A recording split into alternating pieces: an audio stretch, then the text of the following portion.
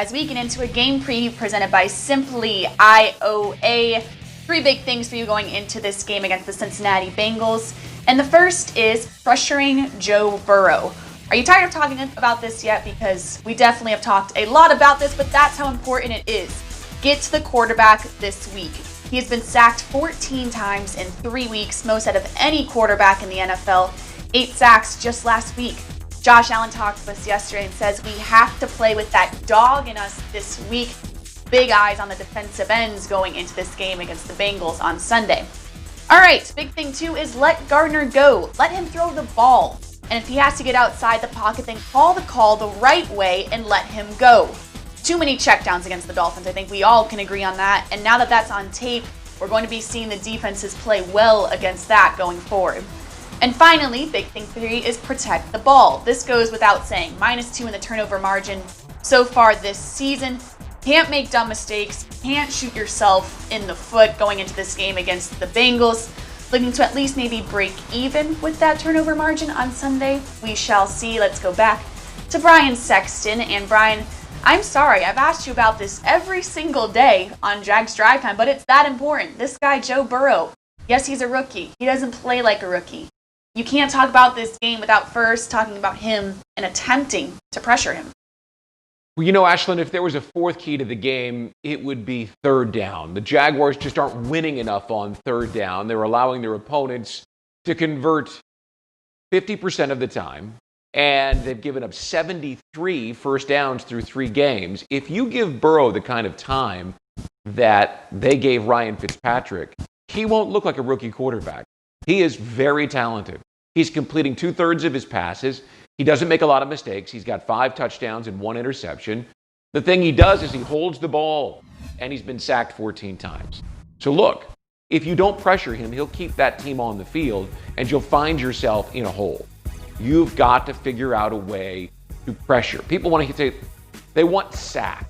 I'm not worried about the number of sacks, though generally when you sack the quarterback, you have a greater chance to impact it by getting the ball out on the ground. But they've got to figure out a way to make him move his feet and feel uncomfortable and not sustain drives, because it's that 3rd down number that tells the greatest story right now. The defense has been on the field way too much.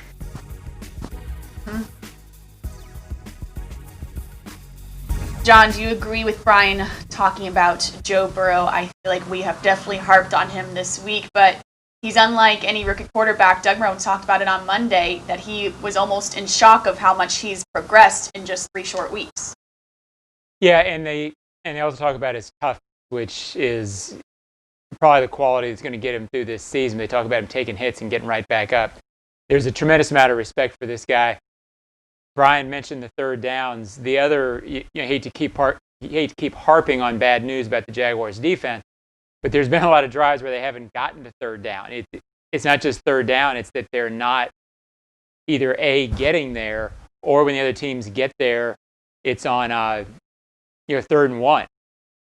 One of their sacks has come on one of their few 3rd and longs. They've got to get there at some point. This is a dangerous Bengals team. I'll talk about it all during the show. It doesn't feel like a winless team to me. It feels like a team that's going to win games. Pressuring Burrow, somehow flipping that turnover margin from the last 2 games is so critical. I don't know if they can do it. I'm not overly confident they can do it, but they've got to do it. Now let's switch to the other side of the ball. Gardner Minshew and this offense. I keep going back to Jay Gruden's press conference on Thursday, Brian. He was talking about how he put a lot of the blame on himself, that he got a little too pass happy. He felt like he wasn't calling the right plays at the right time. So this big thing, too, is about Gardner Minshew, but how much of this is also on Jay Gruden? He talked about being too pass happy at first and kind of finding that balance with James Robinson. Well, a lot of it is. I mean, the success the offense had in the first 2 weeks was due at least 50% to Jay Gruden and how efficient and how creative he was at finding ways to make things happen. Look, Gardner Minshew is a 6-foot quarterback with an average arm. So you can't just put him in the pocket like a guy like Burrow and assume that he is going to rifle the ball through defenses, 45 times a game. You're going to have to be creative in the way that you get it done. And that's what I read into the statement from Jay Gruden. It was pretty obvious, and he said, I've got to do a better job at calling the right plays.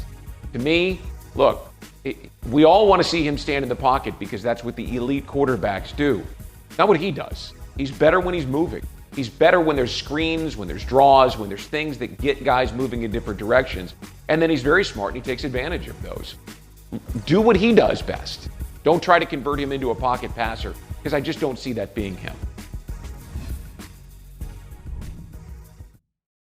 And John, let's touch on big thing 3, which is don't shoot yourself in the foot. That goes without saying, but this turnover margin has definitely hurt the Jaguars in more ways than one.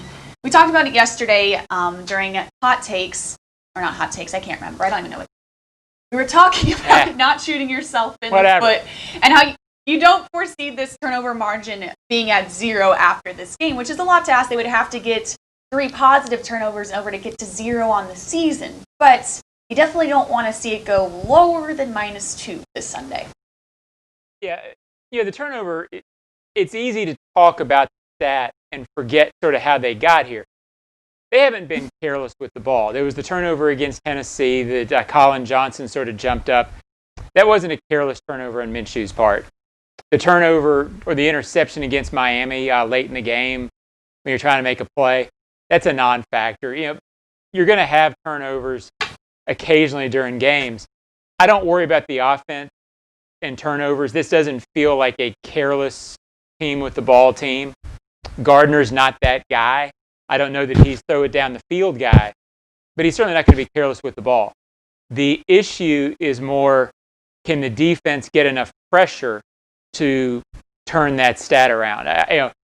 You don't get turnovers typically when you're behind, and you typically don't get a lot of turnovers when you're not in good passing situations. Turnovers come when you're pressuring the quarterback, 3rd and 8, the other team's trying to throw. So can the defense get there? Can they get in some good pass rushing situations? If they can, they flip the turnover margin. If they can't, it's not going to be a positive. That stat's not going to be positive until the pass rush is in good situation. We'll see if this Jaguars pass rush can get after it this week. Josh Allen, you can definitely tell he's a little amped up going into Cincinnati, hoping for a breakout game this season.